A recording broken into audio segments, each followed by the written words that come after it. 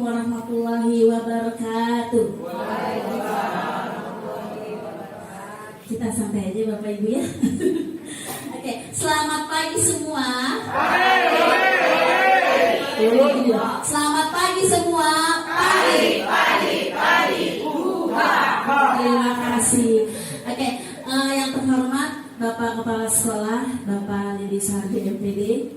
Yang terhormat Bapak Ketua Komdel kita, Bapak Sandes Sandoko SPD. Yang terhormat Ibu penanggung jawab kita, Bu Niti Patriana. Ada anggota kita, ada Bu Irma dan Bu Denis. Dan tak lupa saya banggakan dan saya cintai semuanya Bapak Ibu guru hebat SDN Pabuaran 01. Oke, sebelumnya saya mohon maaf. Di sini saya hanya sedikit diskusi menyampaikan hasil dari pendidikan CGP saya mengenai budaya positif. Terus saya terima kasih sudah meluangkan waktunya dalam keadaan seminar ketiga, yaitu tentang budaya positif. Nanti dilanjutkan dengan pengaplikasikan penerapan aksi nyata dengan menggunakan aplikasi Canva. Oke, ini hanya saya diberikan waktu 1 jam. Mungkin Bapak Ibu semua sudah sudah pernah atau mengikuti seminar atau pelatihan sebelumnya di KKG atau di webinar, pasti sudah hatam ya kan? Hanya saja saya menguatkan lagi, kita sama-sama menguatkan lagi budaya positif, apalagi digunakan untuk tahun ajaran baru ini. Oke, sebelumnya kayaknya masih lemas nih. Saya mau buat jargon dulu untuk semua. Kira-kira kalau saya bilang SDN Pabuaran 1 luar biasa, bisa? Bisa. Oke, bisa. Biar semangat, jangan suka udah diberi snack, makan aja. Oke, ya, terima kasih. Ya. Oke, kita mulai ya. SDN Pabuaran 1 Luar biasa. SDN Pabuaran 1 Luar biasa. Oke, terima kasih. Tepuk tangan untuk kita semuanya. Oke, selanjutnya saya mau tanya budaya positif. Kira-kira budaya positif yang Bapak Ibu tahu apa budaya positif? Kan tadi sudah pernah kan ya? Kira-kira sudah pernah belum? Sudah. Lupa, iya. Yang inget yang Bapak Ibu tahu budaya positif itu apa? Jumat berkah, bisa, ya benar. Terus salah satu budi pekerti ya. Terus apalagi punya opsi, operasi semut biasanya gitu. Terus ngaos, apalagi Pak Amran masih inget gak yang menurut Pak Amran tahu?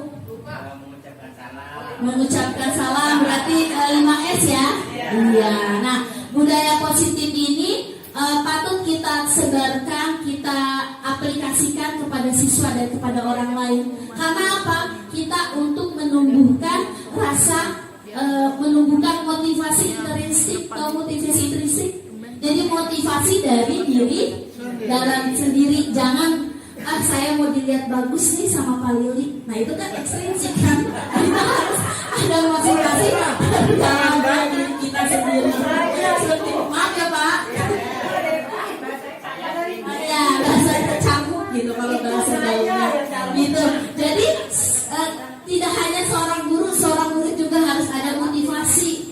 Saya ngerjain PR kalau diomelin Bunia gitu. Karena itu harus ada motivasi, bukan karena diomelin sama Bunia, tapi harus motivasi dari diri sendiri, dari siswa gitu. Sehingga siswa itu bisa mewujudkan profil pelajar Pancasila itu. Oke, tidak lama-lama yang kita bahas hari ini tentang perubahan paradigma belajar.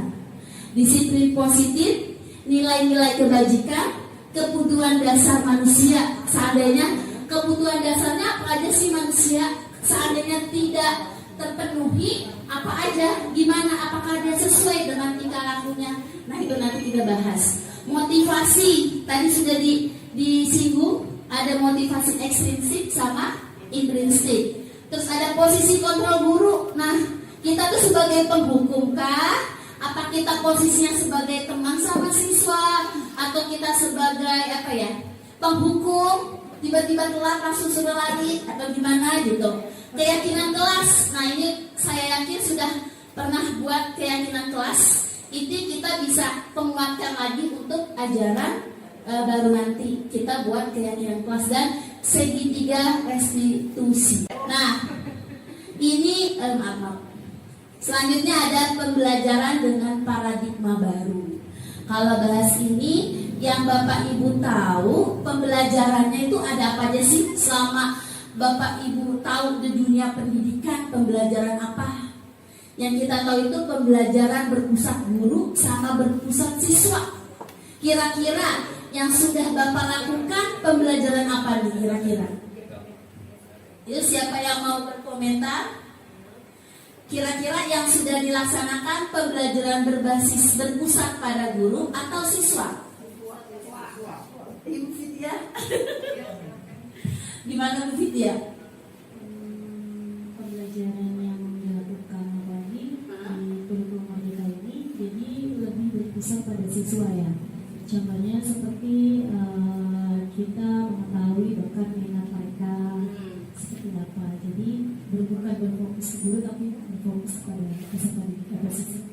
Oke, terima kasih Bu Fitya. Jadi benar, pembelajaran yang sesuai dengan paradigma baru itu pembelajaran berbasis berpusat pada siswa. Jadi siswa mengeksplor, guru sebagai fasilitator. Ya, jadi pembelajaran itu dirancang berdasarkan pembelajaran berdiferensiasi, sehingga para peserta didik sesuai dengan kebutuhannya. Misalkan belajar dengan auditori, gaya belajarnya apalagi visual, apalagi kinestetik. Nah, dan itu untuk mewujudkan profil pelajar Pancasila. Apa aja dimensinya? Pak Maman ingat Pak Maman pelajar Pancasila? Pelajar Pancasila berarti beriman dan bertakwa. Nah, ini harus ditonjolkan pada murid kita. Terus kebinekaan global berarti menerapkan budaya kebinekaan. Harus bergotong royong. Apakah bergotong royong hanya kerjasama dalam kebersihan? Tidak. Di mana mereka berkolaborasi, bekerja sama. Terus apalagi mandiri, kreatif. Nah ini kita harus menonjolkan atau kita harus menumbuhkan kreatif siswa. Apalagi di abad 21.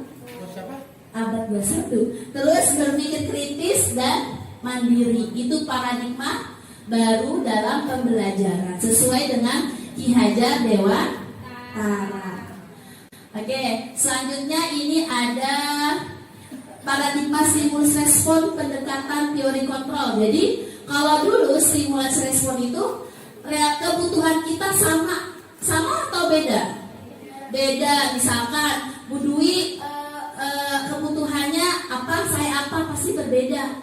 Antara siswa satu dengan siswa yang satunya lagi itu beda kebutuhannya, gambarannya juga berbeda. Terus kita mencoba mengubah orang agar pandangannya sama dengan kita, bisa nggak? Terus, nah tapi kalau menurut teori kontrol itu harus kita berusaha memahami pandangan orang lain dengan dunia. Selanjutnya stimulus respon, perilaku buruk dilihat sebagai suatu kesalahan. Jadi belum tentu misalkan seseorang itu terlambat masuk kelas. Nah, menurut kita itu salah, tapi sebenarnya siswa itu punya tujuan. Kita harus lihat dulu, kita harus tanya dulu alasannya. Jangan tiba-tiba penghukum atau pemantau atau sebagainya, nanti kita bahas. Terus orang lain bisa mengontrol saya. Nah, dalam teori kontrol itu hanya kita yang bisa mengontrol diri kita, diri Anda. Saya bisa mengontrol orang lain. Nah, yang bisa mengontrol kita sendiri. Kayak misalkan tadi motivasi. Itu yang mengontrol motivasi dari kita itu diri kita sendiri, bukan dari luar. Terus bola berpikirnya menang kalah. Dan kalau teori kontrol itu berpikir menang-menang. Jadi kalau seandainya siswa kita ada kasus gitu ya, kita posisikan jangan menang kalah. Kamu salah, kamu ini itu enggak. Tapi kita ajak diskusi, kolaborasi, kita sama-sama mencari solusi dari permasalahan tersebut. Jadi jangan sampai anak ngejudge kita, ih si guru ini tuh galak loh, saya salah di mata dia selalu benar. Tidak. Jadi kita sama-sama menang itu. Kita sama-sama memberikan solusi. Lanjut. Nah, tadi disiplin positif, kira-kira kita sudah kan menerapkan disiplin positif? Sudah. Disiplin itu pasti mikirnya peraturan, benar gak? Ya kan? Tapi ternyata disiplin itu adalah belajar. Belajar dari apa? Belajar yang mengacu pada disiplin diri, sehingga kita punya tanggung jawab. Kira-kira disiplin positif itu menumbuhkan apa? Menumbuhkan kesadaran ke peserta didik tanpa imbalan atau penghargaan atau ancaman atau hukuman. Jadi yang tadi saya bilang, si A rajin ngerjain tugas biar nggak diomelin sama guru itu, gitu kan? Si A rajin pakai seragam biar nggak diomelin. Si A rajin biar dapat satu, biar dapat hadiah dari ibu rumah. Itu enggak. Itu bukan disiplin positif karena bukan dari kesadaran atau motivasi dari siswa tersebut. Harus dari kita, oh kalau saya dapat juara satu berarti saya nanti ke depannya bisa lebih baik gitu. Jadi dari motivasi dari diri kita. Sebagai pendidik, kita harus menciptakan disiplin diri sehingga mengacu pada nilai-nilai kebajikan dan memiliki apa? Memiliki motivasi intrinsik yang dalam perubahan perilaku ke arah yang lebih baik. Itu disiplin positif. Di sekolah kita sudah menerapkan disiplin positif? Sudah. Yang tadi Pak Amran sebut apa Pak Amran? 5S. Terus Jumat Ngaos, Jumat Berkah, opsi. Nah, itu salah satu disiplin positif gitu. Jumat Ngaos, Jumat Berkah, opsi. Nah, itu salah satu disiplin positif gitu. Oke. Iya benar, setiap Jumat ya Pak Yasin ya. Lanjut. Nah, ada nilai kebajikan. Nilai kebajikan itu nilai yang disepakati bersama. Jadi gak cuma Bu Sinta aja, ya kan? Itu semuanya tidak lepas dari agama, suku bangsa, dan latar belakang, ya kan? Bisa mentang dia orang Medan gitu kan, agak gimana gitu, itu gak bisa disepakati. Oke, nah ini contoh nilai kebajikan. Jadi kita nggak jauh-jauh dari teori profil pelajar Pancasila. Itu kurang maaf satu lagi bernalar kritis. Terus ada kita berkiblat di PYP, toleransi, rasa hormat, integrasi, mandiri, keterampilan hidup, bisa dapat dipercaya, pelanggar yang aktif, tidak merendahkan orang lain. Itu dari disiplin positif, nilai kebajikan yang kita dapat seperti ini, gitu. Kayak tadi kita menerapkan 5S, ya kan? Itu pasti kira-kira nilai kebajikannya gimana? Di sekolah ini menerapkan 5S, nilai kebajikan yang kita dapat kira-kira apa? Berakhlak mulia, bisa, ya kan? Terus kita melakukan Jumat Berkah, kira-kira nilai kebajikan yang kita dapat apa?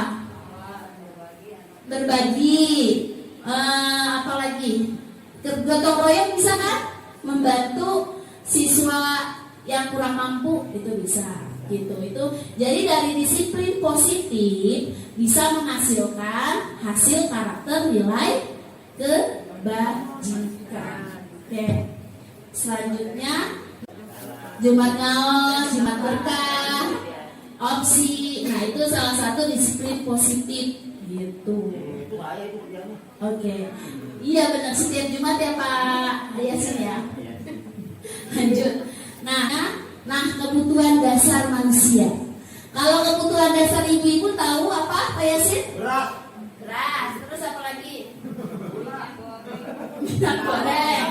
Skincare betul nggak? Betul. Nah, ini kebutuhan dasar. Tapi secara umum apa itu sesuatu yang kita lakukan untuk mendapatkan apa yang kita lakukan. Jadi, apa yang kita inginkan, seluruh tindakan yang kita lakukan memiliki tujuan tertentu, sehingga semua usaha yang terbaik yang kita lakukan adalah dalam rangka agar kebutuhan dasar kita dipenuhi dengan baik. Nah, begitupun seorang siswa, kita harus tahu tuh kebutuhan seorang manusia, kebutuhan dasar siswa. Kira-kira apabila kebutuhan siswanya tidak terpenuhi, apakah dia akan error di kelas? Akankah dia akan tidak sesuai yang kita inginkan? Benar. Kira-kira apa aja sih kebutuhan manusia? Pertama, bertahan hidup, ya kan? Adaptasi, bertahan hidup. Manusia butuh apa? Makanan, tempat tinggal, keamanan, perlindungan, kesehatan. Nah, itu kita butuh bertahan hidup, ya kan? Agar kita bisa melangsungkan diri, ya kan? Itu bertahan hidup. Terus kasih sayang butuh kan? Iya. Ada siswa ini kenapa ya si anak ya? Kok beda dengan siswa yang lain gitu kan? Nah, kita itu sebagai guru diagnosis dulu tuh, diagnosis. Nanti kita analisis, kita survei ke orang tuanya, ke tetangganya, temennya. Ternyata dia kurang kasih sayang. Nah, itu berpengaruh tuh kasih sayang dan rasa diterima. Apabila ada di kelas tidak diterima sama teman, berarti kan dia akan dibully kan? Nah, itu bermasalah juga. Jadi harus diterima, dipedulikan, harus ada berbagi, kerjasama. Nah, gitu. Gimana Bu kalau seandainya kurang kasih sayang dari orang tua? Nah, itu tugas kita sebagai guru untuk melengkapi kebutuhan dasar si siswa tersebut. Penguasaan itu harga diri, keinginan untuk dianggap sebagai pemimpin, jadi berprestasi dalam bidangnya. Kebebasan, butuh gak siswa bebas atau butuh gak? Ya, apalagi dunia butuh kebebasan kan di dunia ya. Oh, udah bebas merdeka, apalagi udah selesai ngoceh udah bebas.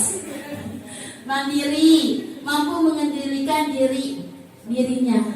Terus kesenangan, apakah siswa butuh kesenangan? Iya, guru butuh kebahagiaan, siswa butuh kesenangan, ya kan? Jadi ngajar itu nggak auto box di kelas aja gitu. Bisa survei di lingkungan ke sekolah, mencari ekosistem di sekolah tuh ada apa aja gitu. Atau di mix pakai games gitu tuh bisa kesenangan kan? Atau nyanyi-nyanyi, paling seneng nih Bu Irma nyanyi-nyanyi ya Bu Irma. Itu paling senang. Coba kalau dikasih matematika, itu bisa. Jadi dari bermain, dari humor, dari tertawa itu salah satu kebutuhan dasar manusia. Jadi ada 5: bertahan hidup, kasih sayang dan diterima, penguasaan, kebebasan dan kesenangan. Kita pun sama, kalau kita kerja terus, apakah kita hidupnya jenuh kan? Pasti Bu Sumarsi butuh healing, ya kan? Butuh shopping, banyak. Pasti tadi kebutuhan ada motivasi. Motivasi itu ada 2 Bapak Ibu. Ada motivasi intrinsik, ada motivasi ekstrinsik.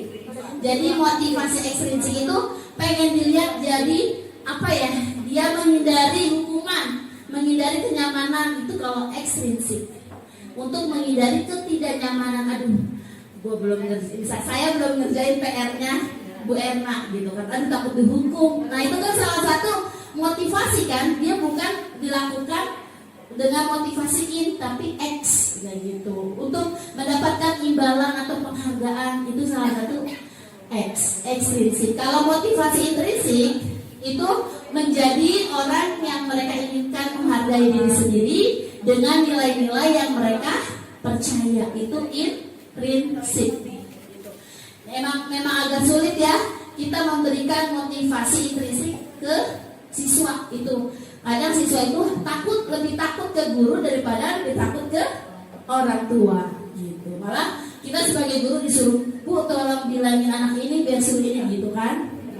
Itu PR kita untuk menguatkan motivasi intrinsik bagi siswa kita sendiri gitu. Itu motivasi perilaku manusia, nggak cuma siswa sih, kita juga harus menerapkan motivasi intrinsik.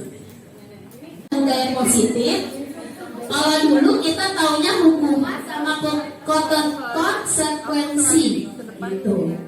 Misalkan nih Bu Irma merobek kertasnya Pak Sandes, misalkan gitu kan.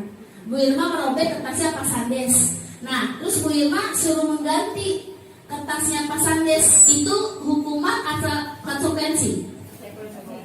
Konsekuensi, ya kan? Karena karena Bu Irma sudah sudah menjahili atau merobek kertasnya Pak Sandes gitu. Kalau seandainya nih siswa itu tidak seragam dengan lengkap, tiba-tiba disuruh hormat di depan bendera, kira-kira hukuman atau konsekuensi? Hukuman. Nah itu, jadi perbedaan hukuman dan konsekuensi. Saya tutup dulu. Jadi kalau hukuman itu tiba-tiba, tidak terencana, murid tidak tahu apa yang terjadi, tidak dilibatkan, dan bersifat satu arah dan bisa berubah fisik maupun psikis. Itu kalau hukuman. Kalau konsekuensi, dia itu terencana dan disepakati. Misalkan jika kamu belum mengerjakan tugas, jadi di kesepakatan awal belajarnya, atau jika telat masuk pelajaran PJOK, itu konsekuensinya harus lari 2 putaran, misalkan gitu. Itu kan sudah terencana di awal gitu. Dan murid dibuat tetap tidak nyaman sama sikap guru selalu memonitor murid. Nah itu yang kita tahu itu hukuman sama konsekuensi. Ternyata ada baru lagi namanya restitusi. Restitusi itu proses menciptakan bagi murid untuk memperbaiki kesalahan. Nanti ada videonya. Jadi kita sama-sama tuh menciptakan kondisi bagaimana memperbaiki kesalahan, tapi tetap kita pedoman dengan keyakinan kelas. Ada proses kolaborasi. Jadi mengajarkan murid itu mencari solusinya sendiri. Jadi kita sama-sama mencari solusinya, itu restitusi. Nah, kira-kira ini ada 5 kontrol guru. Ada pembuku, pembuat merasa bersalah, teman, pemantau, manajer.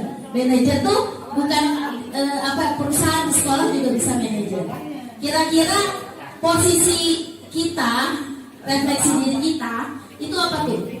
Saya jelas pasti pernah pembuku. Teman juga kadang ke siswa. Kalau anak SMA saya lebih ke teman, tapi kalau anak SD mungkin pemantau. Terus pembuat bersalah, pemanajer. Kira-kira apa dulu? Nanti saya mau tayangkan videonya. Di sini ada video gimana guru itu sebagai pembuku, guru itu sebagai pembuat bersalah, manajer dan sebagainya. Kira-kira apa? Kira-kira kalau Bu Hesti apa Bu Hesti?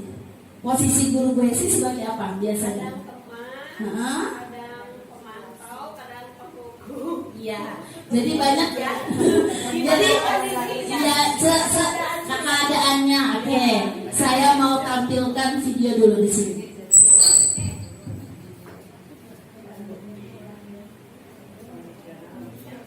Saya pembuat masalah. Enggak ada, Pak. Oh, enggak ada. Pembuat masalah. Guru pembuat masalah. Saya cepetin aja ya. Enggak ada, itu guru pembuat masalah. Salam bahagia, ibu dan bapak. Agak bahagia.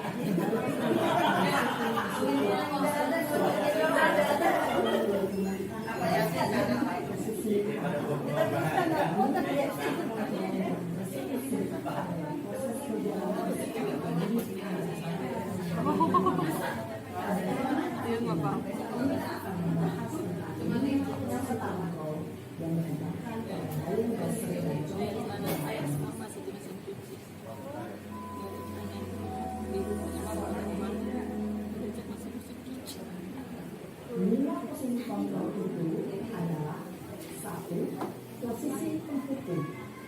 Dua, posisi pembuat naskah. Nah ini saya dua. Tiga, posisi teman. Empat, posisi pemantau atau monitor. Dan lima, posisi manajer. Untuk lebih memahami lima posisi tersebut, mari kita saksikan kasus kemarin yang terlambat hari. Jadi ini kasus Napen terlambat ke sekolah. Sama semuanya. Dalam menghadapi masalah tersebut. Posisi penghukum. Ceritanya itu Guru piket gitu ya. Kita kan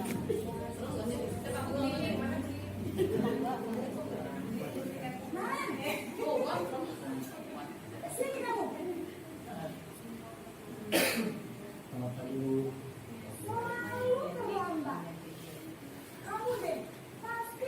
saya zaman sekolah itu.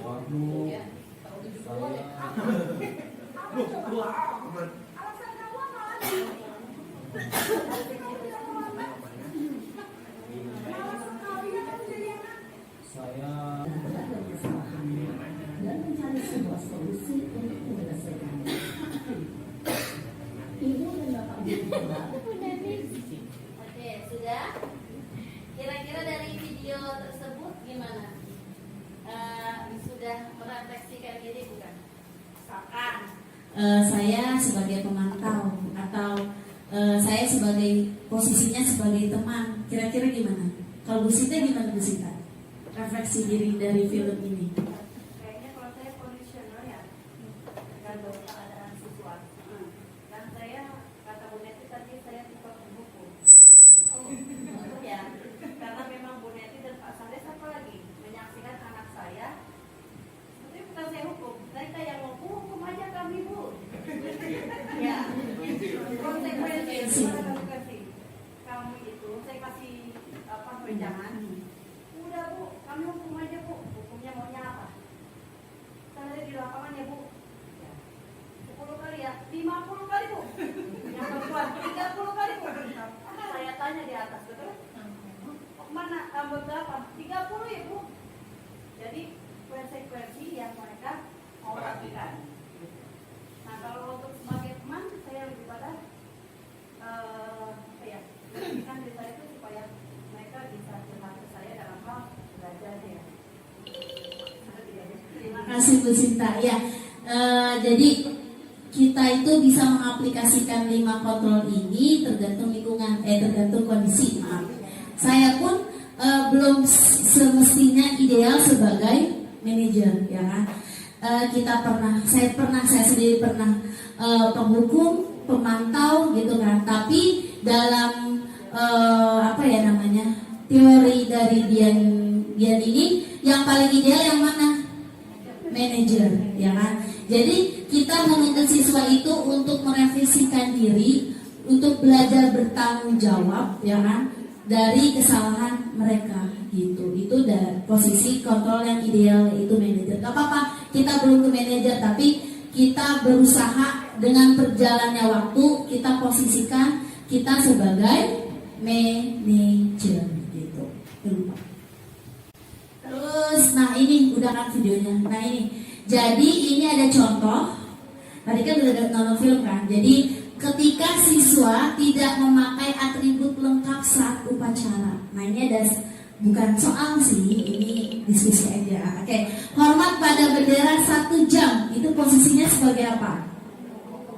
Pendukung, betul. Terus yang nomor 2, berapa kali Bapak Ibu harus memberitahu kamu selalu saja mengecewakan Bapak Ibu. Kira-kira apa? Iya, membuat merasa bersalah gitu kan. Jadi si gurunya itu ngeluh ya, kamu terus lagi, kamu gak capek, kamu gak kasihan gitu kan. Terus apa nih? Nah ini, ayo dong ikuti aturan sekolah, tolong bantu ibu sekali ini saja, kayak memohon ya. Yang sudah tidak apa-apa, lain kali jangan sampai berbuat seperti ini lagi ya. Kira-kira apa? Posisinya sebagai teman. Terus yang ini, kamu sudah melanggar peraturan sekolah, kamu tahu konsekuensinya? Ya, ini sebagai pemantau, ya kan? Karena pemantau itu yang perlu kita bawahi, dia itu sudah tahu konsekuensinya. Jadi awalnya itu sudah membuat kesepakatan kelas gitu. Kalau pemantau. Selanjutnya ini yang terakhir. Nah ini yang terakhir, yang idealnya. Apakah kamu tahu kesalahanmu? Kira-kira bagaimana kamu perbaiki kesalahanmu? Nah ini berarti manajer. Gitu. Itu dari 5 kontrol posisi, 5 posisi kontrol guru. Semoga kita bisa mencapai ideal, yaitu posisi manajer. Nah, gitu. Selanjutnya ada, nah ini nanti aja ya saya keluarkan nanti ketika dopres. Saya kasih contekan dulu tapi. Oke. Kira-kira di sini siapa yang sudah melakukan atau membuat tahun lalu keyakinan kelas? Kalau dulu kesepakatan kelas ya. Ya, keyakinan kelas udah saya lihat sih kalau di kelas itu biasanya yang udah di print cetak gitu kan. Sudah? Bu Vidya sudah, Bu Vidya. Sudah kan ya? Kita dulu. Ya. Bunia sudah? Bunia sudah? Nah, mengapa sih kita butuh keyakinan kelas? Kenapa bukan peraturan kelas? Oke, kenapa kita membuat keyakinan kelas dan kenapa bukan peraturan kelas? Apa bedanya keyakinan sama peraturan? Siapa yang bisa berbagi cerita? Apa bedanya keyakinan sama peraturan? Oh iya. Ada yang bisa memberikan komentar sedikit, nanti ada anak-anaknya. Winda mungkin Bu?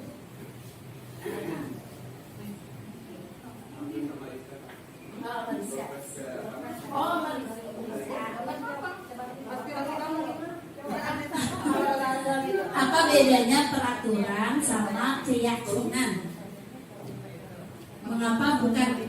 Kenapa kita harus buat keyakinan kelas bukan peraturan kelas? Baik, saya akan mencoba menjawab. Jadi Bu, dari potong ya. Bu, kalau salah mau Iya, nggak apa-apa, nggak dihukum, kan nggak boleh hukum. Ya, saya akan mencoba menjawab. ya. Kalau peraturan kelas itu aturan yang harus Langgar. dilakukan oleh siswa ya.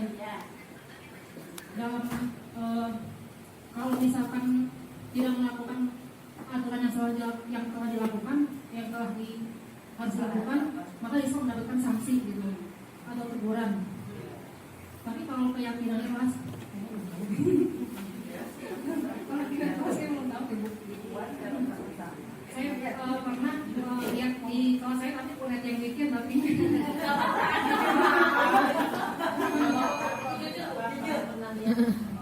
kelas Buneti, saya belum tahu. Jadi mungkin dia belum tahu kalau saya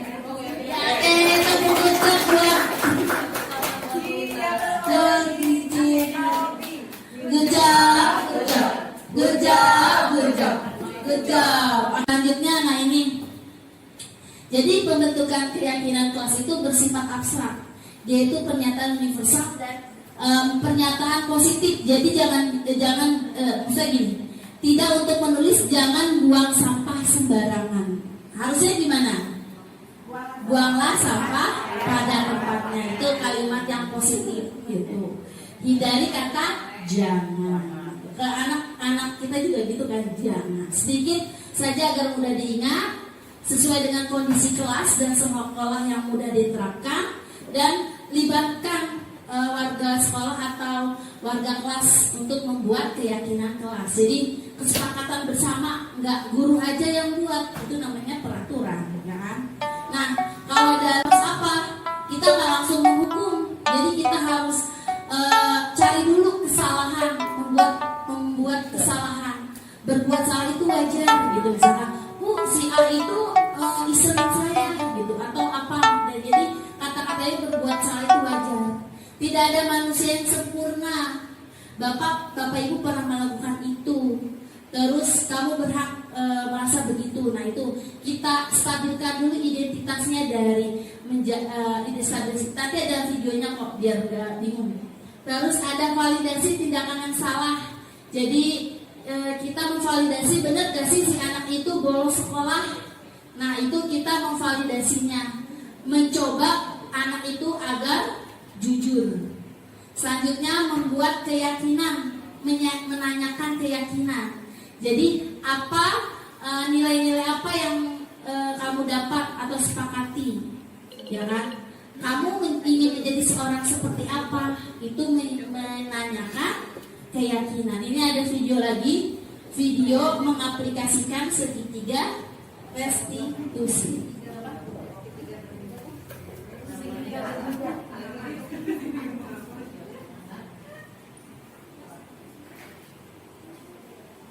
Atau ke kasusnya aja biar cepat. Iya iya kita tanyakan pada kasus. Ya saya bisa berdoa. Saya bisa Kira-kira kamu bersedia memperbaiki masalah ini tidak? Iya Pak. Kalau kamu mau memperbaiki masalah ini, kamu akan melakukan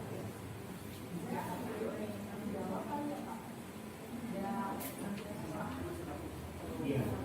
Menurut kamu bagaimana rasanya menjadi baiklah kalau begitu. Yuk kita pikirkan bagaimana memperbaiki masalah ini.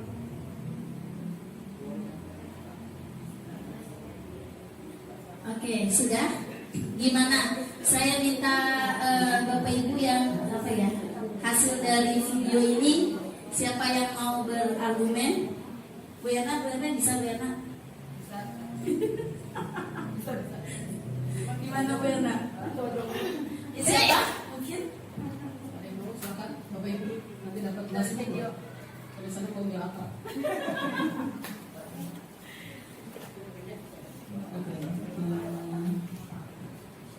Kita sering menjumpai hal ini, hampir mayoritas 90% permasalahannya seperti itu.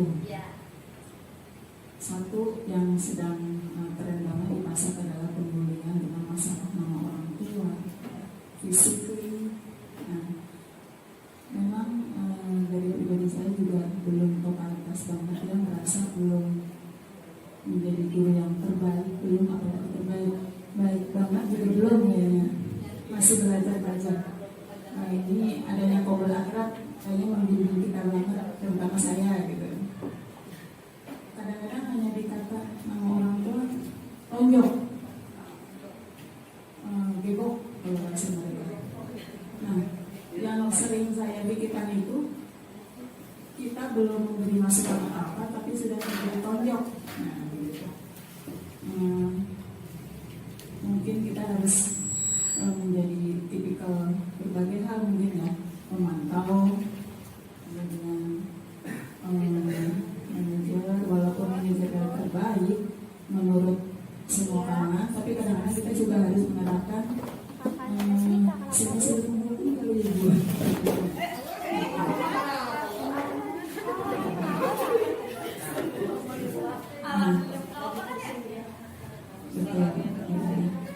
Jadi kita membuat anak kadang-kadang dia merasa bersalah juga perlu kita menyadarkan mereka juga itu sangat perlu, dan untuk membuat dia tidak melakukan lagi bentuknya seperti apa kita sesuaikan dengan karakter anak masing-masing, karena kita mengajar 50 anak 50 karakter, kita punya 3 anak 3 karakter seperti itu. Jadi kita menyesuaikan situasi kondisi dari segala hal, mungkin seperti itu. Oke, terima kasih Bu Yana atas pendapatnya, kebersamaan.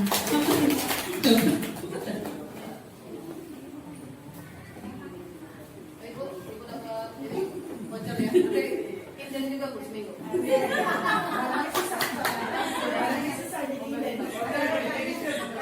Oke, makasih. Jadi memang ya kronik sekali ya kita sebagai guru itu memposisikannya bagaimana penerapan segitiga restitusi. Di situ tidak langsung menghakimi si panggil si yang memberikan yang salah itu enggak. Jadi diajak ngomong dulu, kita menstabilkan dulu, terus memvalidasi dan menanyakan keyakinan apakah yang kamu lakukan itu sudah sesuai dengan keyakinan kelasnya, keyakinan kitanya gitu. Jadi tidak langsung memantau atau tidak langsung menghukum gitu. Itu aplikasi dari segitiga restitusi. Saya juga masih kurang, jadi kita sama-sama untuk mengaplikasikan segitiga ini. Ya Bapak Ibu ya. Itu saja ya. Itu saja penyampaian dari saya. Kira-kira ada sesi pertanyaan? Ya. Kita sekedar sharing, ada yang mau ditanyakan atau solusi ke depannya gimana, masukannya itu gimana? Oke. Iya nggak apa-apa boleh. Kamu mau bertanya? Menanggapi boleh. Kalau ini bertanya atau apa tadi saya ngobrol begini, keyakinan itu sama nggak ya dengan yang saya bikin dengan anak-anak ketika masuk kita bikin kontrak sosial. Jadi kalau kontrak sosial itu kita berjanji, tapi itu tidak ada hukuman, tidak ada sanksi-sanksi. Jadi di situ ada kalau yang masuk untuk di kelas kami ada kertas kuning besar tuh tulisannya datang tepat waktu, buang sampah pada tempatnya, menyapa dengan teman, budaya klarifikasi, ada semua kita bikin dilingkari, terus ada tanda tangan yang tulis gitu.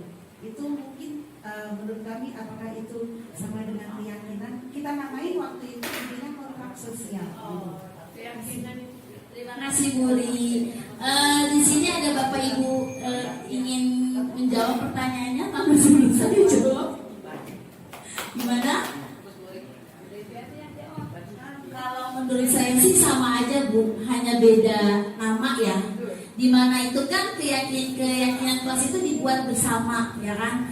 Tidak hanya seorang guru, misalkan kalau guru itu datang terlambat, datang kelas tidak boleh lambat 10 menit, misalkan itu saya yang buat. Tapi kalau tadi Bu Ri buat kan itu bareng-bareng, ya kan? Pasti ada negosiasi, ya kan? Atau kesepakatan dari seorang guru sama murid. Gitu. Jadi menurut saya sama aja Bu, hanya saja penamaannya. Jadi biasanya kan setiap itu dijawab bareng-bareng, ditulis bareng-bareng kan. Si A apa, si B apa, si C apa, nanti kita buat penarikan kesimpulan gitu. Menurut saya sama aja gitu. Gimana, ada yang mau menanggapi? Bu Neti mau menanggapi? Terima kasih. Mungkin kalau kita lihat di belakang itu sudah ada tempelan besar sekali kode etik kelas. Ya, mungkin itu yang ditanyakan sama atau tidak juga dengan keyakinan kelas. Sebenarnya sama saja, ya cuma penamaannya saja. Ini kalau di kelas ini namanya kode etik kelas, gitu ya. Jadi kalau di kelas saya dan keyakinan kelas, menjadi kelasnya Ibu Uli ada kontrak sosial. Tapi alangkah lebih baiknya kalau kita sepakati bersama sesuai dengan yang sudah disampaikan oleh Bu Devi, bahwa untuk tahun ajaran baru ini Bapak Ibu guru yang mungkin kelasnya belum membentuk, memang harus diganti ya setiap tahun itu. Kita coba mengganti, jadi artinya diskusikan lagi dengan sesuai yang baru. Kalau memang ternyata keyakinan kelas yang sudah kita bikin di kelas sebelumnya tidak ada perubahan yang disepakati, ya bagus, kita lanjutkan. Tapi kalau ada beberapa poin perubahan harus diubah. Seperti tadi, anak-anak harus terlibat di sini, bukan guru yang memberikan, ya bukan yang membuat. Seperti yang Bapak dan Ibu lihat di belakang itu, yang pertama itu contohnya bantu siapa saja yang membutuhkan bantuan, hormati guru sesama siswa dan staf sekolah, jaga kebersihan, kemudian dengarkan guru dan orang dewasa di sekolah, belajar sebanyak mungkin. Nah, itu contoh-contohnya. Mungkin kalau di kelas bawah, kelas 1, kelas 2 misalnya, itu kan anak-anak kan pola berpikirnya kan belum bisa ya diarahkan seperti itu. Jadi belum bisa dibantu, ya. dibantu sambil mereka belajar untuk mengeluarkan pendapat gitu ya, diarahkan bisa dari kelas bawah ya. Nah, ini ada seperti ini bagaimana gitu ya. Nanti anak, oh iya Bu, jelaskan. Mereka paham ya, seperti itu. Mungkin cukup ya. Terima kasih. Terima kasih Bu Neti atas penambahan tanggapannya gitu. Oke, mengingat waktunya sudah jam 11 kurang ya kan. Kita mengingat aduh pengen cepet-cepet jadi kita cukup sampai sini aja Bapak Ibu ya. Nanti di sini dilanjutkan sesi berikutnya. Saya punya pantun tapi sama kayak kemarin masih gak apa-apa kan ya, yang lain juga belum tahu. Oke, pokoknya saya terima kasih semuanya atas waktunya sudah mau berkolaborasi. Mohon maaf apabila ada kesalahan, perbuatan, perkataan, dibukakan pintu maaf yang seluas-luasnya. Pantun dari saya, nanti cakep ya. Oke. Assalamualaikum warahmatullahi wabarakatuh.